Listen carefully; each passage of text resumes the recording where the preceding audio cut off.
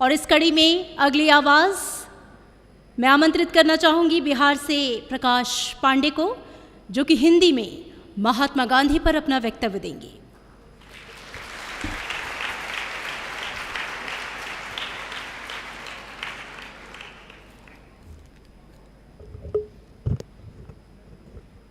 वो सत्य अहिंसा के वाहक हवा नहीं वो आंधी थे, जिसके आगे जगन्नाथ मस्तक कोई और नहीं वो गांधी थे। महर्षि श्रृंगी, दुर्वासा और कात्यायन की पवित्र तपोस्थली पाटलिपुत्र की धरा के उस नालंदा ज्ञान केंद्र से, जिसने सर्वप्रथम अपने ज्ञान के प्रकाश से पूरे विश्व को प्रकाशमान किया, ऐसे बिहार की भव्य भूमि से मैं प्रकाश पांडे आप सभी को नेहरू युवा केंद्र गोपालगंज बिहार की भव्य भूमि से प्रणाम निवेदित करता हूँ। संपूर्ण भारतीय जनमानस को अपने हृदय में धारण करने वाले राष्ट्र संत महात्मा गांधी एवं भारतीय राजनीतिक पटल के सबसे सादगीपूर्ण जीवन जीकर राष्ट्र उपासना करने वाले राजनीतिक ऋषि लाल बहादुर शास्त्री जी के चरणों में कोटिश वंदन निवेदित करता हूँ।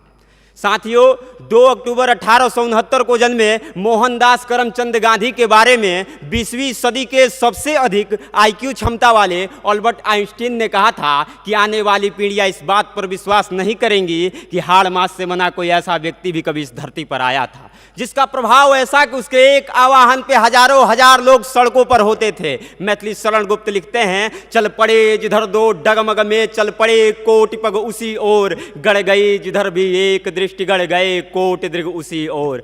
इसीलिए गांधी के अलावा कोई दूसरा गांधी नहीं हो सकता है। एको त्वम द्वितीय नास्ति, ना भूतो ना भविष्यति। और बात जब हम गांधीवाद की करते हैं तो गांधी जी का स्वयं का वक्तव्य उल्लेखनीय हो जाता है कि गांधीवाद जैसा कोई वाद है ही नहीं। परंतु पी सीतारमैया और नेहरू जी के साथ मैं भी इस बात का समर्थक हूँ कि गांधीवाद सदैव सत्य की खोज में लगे रहना, स्वयं के अधिकारों का उपभोग करते हुए दूसरों के अधिकारों को संरक्षण देना है।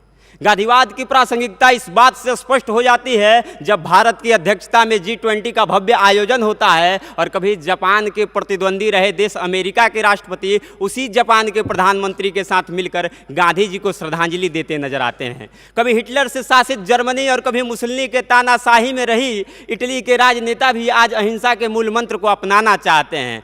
गांधीवाद एक धार्मिक विचारधारा भी है जो सदैव वसुधैव कुटुंबकम में विश्वास रखती है, तो महाभारत से उद्यत अहिंसा परमो धर्म को चरितार्थ करती है।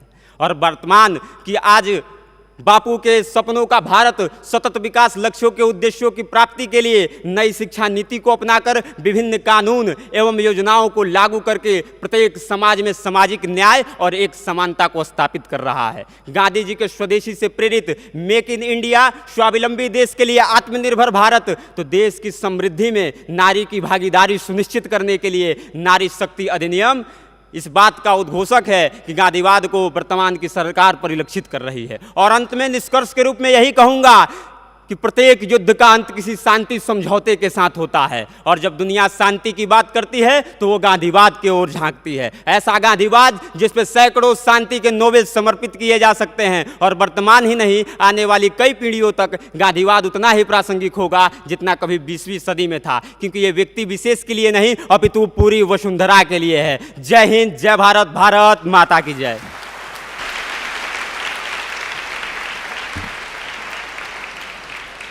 डिपार्टमेंट ऑफ यूथ अफेयर्स से प्रकाश पांडे ने अपने ओजपूर्ण भाषण से सभी को मंत्रमुग्ध किया। बहुत बहुत शुक्रिया आपका।